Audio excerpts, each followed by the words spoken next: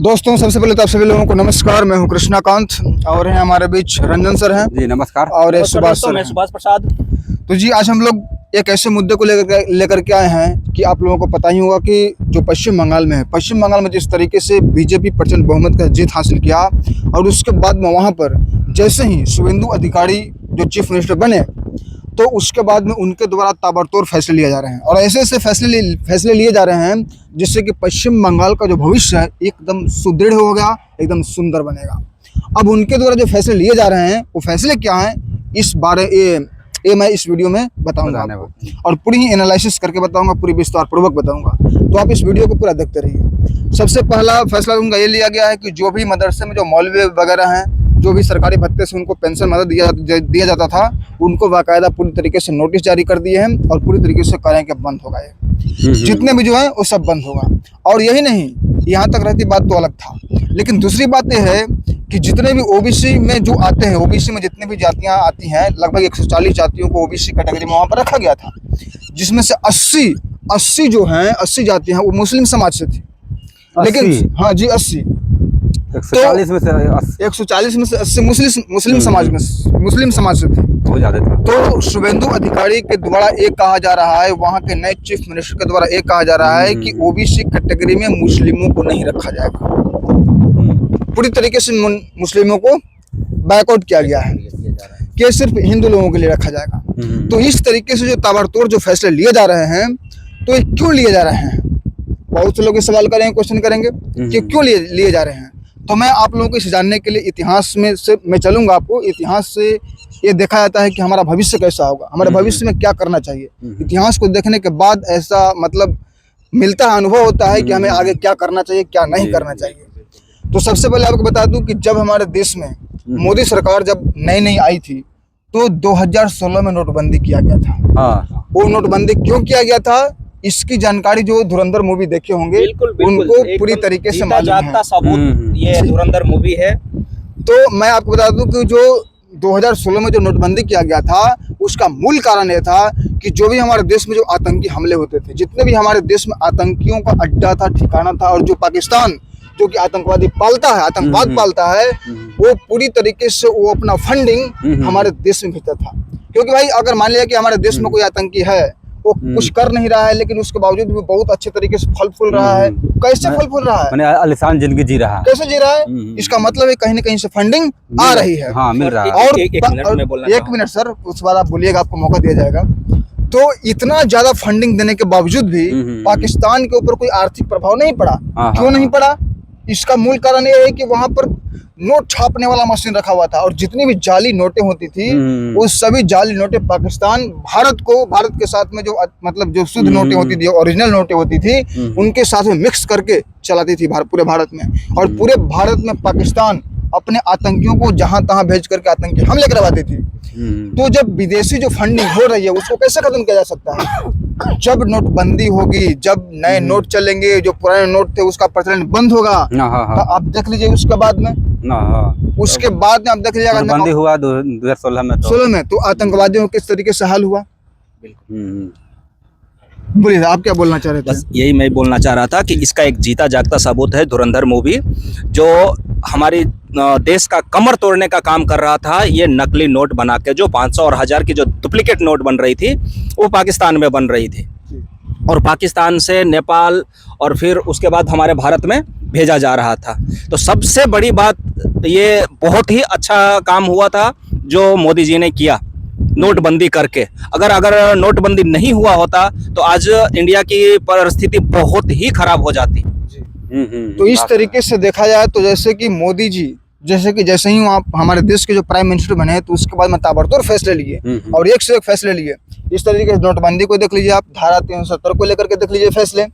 तो इस तरीके से जो ताबड़तोड़ जो फैसले लिए गए, अयोध्या राम मंदिर का फैसला देख लीजिए आप, जो कि 500 साल पहले था, 500 साल से जी, जो कि अब जाके निर्माण हुआ।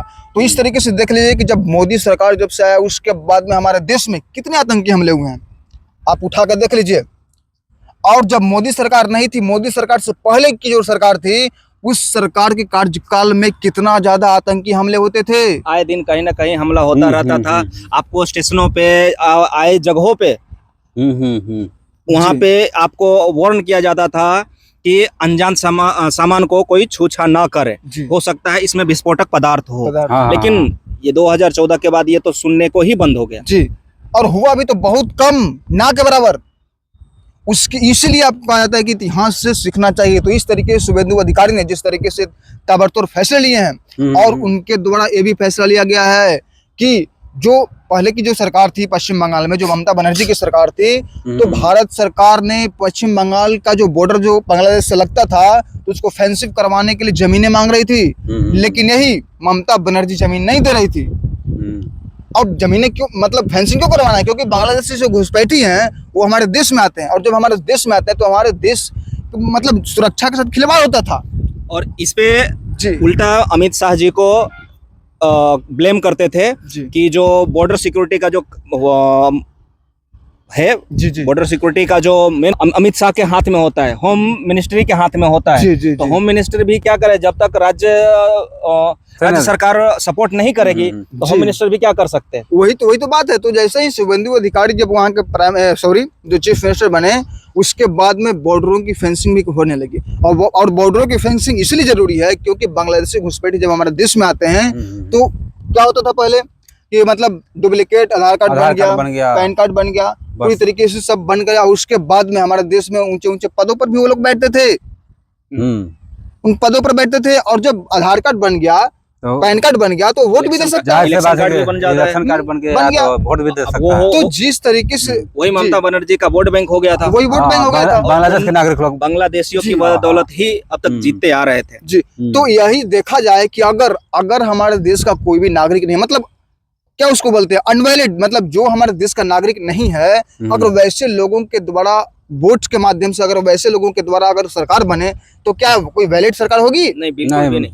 वैलिड सरकार नहीं होगा, ये अनवैलिड सरकार होगी। तो ममता बनर्जी जिस तरीके से, अब वही देख लीजिए ना, जैसे ही SIR का मतलब चालू किया गया जो पश्चिम बंगाल में, तो जो ममता बनर्जी वो किस तरीके से SIR का पूरी तरीके से विरोध कर रही थी, घनघोर तरीके से विरोध कर रही थी। अरे भाई, जब आप शुद्ध हैं तो क्यों आप विरोध कर रहे हो? ये पूरी तरीके से संवैधानिक प्रक्रिया है। और हमारा भारतीय संविधान का अनुच्छेद 326 ये साफ साफ कहता है कि जो भारत का नागरिक नहीं है, जो हमारे देश का नागरिक नहीं है, वो वोट नहीं दे सकता। तो भाई इसमें आपकी क्या आपत्ति थी? अब जो भारत का नागरिक नहीं रहेगा वो वोट नहीं देगा। तो ममता बनर्जी शायद इस बात को जानती थी कि हमारे जो वोटर हैं वो घुसपैठी हमारे वोटर हैं, बांग्लादेशी हमारे वोटर हैं। जैसे अभी आप देख लो ना कि जैसे ही ममता बनर्जी हारी हैं तो इनके सपोर्ट में पूरा बांग्लादेशी के मुसलमान खड़े हैं। वहां से बयान आ रहा है कि आप इस्तीफा मत देना, आप इंटरनेशनल कोर्ट में आप केस करो। जी जी जी। बांग्लादेश के 16 करोड़ मुसलमान आपके साथ हैं। क्यों भाई, आपके साथ क्यों है? बांग्लादेशी मुसलमान आपके साथ क्यों है? अगर इतना ही आपको बांग्लादेशी मुसलमानों के साथ लगाव है, प्यार है, तो आप खुद ही चले जाइए बांग्लादेश। और बांग्लादेशी जो बोल रहे हैं कि हम आपके साथ हैं, तो भाई लेके जाओ ममता बनर्जी को, CM PM जो बनाना है आप बना लो, हमें कोई दिक्कत नहीं है। बात एकदम बिल्कुल सही पकड़ा। हाँ। तो इस तरीके से देखा जाए तो जो शुभेंदु अधिकारी हैं, जो वहाँ के नए जो चीफ मिनिस्टर बने हैं, उनके द्वारा जो ताबड़तोड़ फैसले लिए जा रहे हैं, ये पश्चिम बंगाल के हित के लिए है। हमारे देश की जो आर्थिक स्थिति है, बंगाल की आर्थिक स्थिति है, बहुत ही अच्छा हो जाने वाला है। और शुभेंदु अधिकारी जी बिल्कुल ही हमारे योगी बाबा के मॉडल का अभी देख लीजिए वहाँ पर बुलडोजर भी चल रहा है पूरी तरीके से, पूरा योगी मॉडल पे काम चल रहा है, योगी मॉडल पे काम कर रहा है। और देखिए यही तो मतलब जो कहा जाता है ना कि जो मतलब जो इतिहास होता है, इतिहास से हमें सीखने को मिलता है। जिस तरीके से यूपी में सबसे पहला जो योगी आदित्यनाथ जी हैं, जिस तरीके से मतलब बुलडोजर का स्टार्ट किया, शुरुआत की है, उस तरीके से देखा जाए कि अभी बिहार में भी हुआ। बिहार में भी जो अवैध अतिक्रमण था, बुलडोजर से उसको हटाया गया। गुजरात में हुआ, हरियाणा में, ऑलमोस्ट सब जगह पे जहाँ भी बीजेपी की सरकार है वहाँ पे अवैध अतिक्रमण जो है उस पे अच्छे से काम हो रहा है, बहुत ही अच्छा काम हो रहा है। तो इस तरीके से जो अभी पश्चिम बंगाल के जो नए चीफ मिनिस्टर बने हैं, नए जो मुख्यमंत्री बने हैं शुभेंदु अधिकारी, उनके द्वारा जो है ताबड़तोड़ फैसले लिए जा रहे हैं, ये निश्चित तौर पर पश्चिम बंगाल के लिए बहुत ही अच्छी है। तो जिस तरीके से पश्चिम बंगाल में जो नए चीफ मिनिस्टर बने हैं, जो नए मुख्यमंत्री बने हैं शुभेंदु अधिकारी, तो इनके द्वारा जो ताबड़तोड़ फैसले लिए जा रहे हैं ये पूरी तरीके से देश हित में है और पश्चिम बंगाल के हित में है। क्योंकि जो भी पश्चिम बंगाल में जो बांग्लादेशी जो घुसपैठिए थे जो हमारे देश में आते थे, पश्चिम बंगाल में आते थे और पश्चिम बंगाल में आते आते धीरे धीरे मतलब ऑल ओवर इंडिया में घुस जाते थे, बिहार में घुस जाता था, बंगाल में दिल्ली में घुस जाता था, हमारे यहाँ तक गुजरात हरियाणा हर जगह पे ऑलमोस्ट पूरे इंडिया में धीरे धीरे करके घुस जाता फैल गया था जी। तो इस तरीके से शुभेंदु अधिकारी के द्वारा जो फैसले लिए जा रहे हैं ये बहुत ही जबरदस्त फैसले हैं। तो जिस तरीके से मैंने इस वीडियो में पूरी तरीके से एनालिसिस करके मैंने आपको विस्तारपूर्वक बताया, ये आपको कहाँ तक सही लगा कमेंट के माध्यम से जरूर बताइएगा। हमारे इस वीडियो से आप कितना खुश है जी, कितना सहमत है आप अपनी राय इस कमेंट में जरूर दें। और इस वीडियो में जो हमारे द्वारा दी गई जानकारी में अगर कुछ त्रुटि है, अगर कुछ छूट गया हो तो आप भी कमेंट के माध्यम से बताइए। बाकायदा अगली वीडियो में आपके उस विचार को उस वीडियो में रखा जाएगा और बाकायदा आपका नाम लेते हुए रखा जाएगा। तो दोस्तों हमें इजाजत दीजिए, फिर मिलते हैं किसी एक नए टॉपिक में अगले वीडियो में। तब तक के लिए जय हिंद, जय भारत।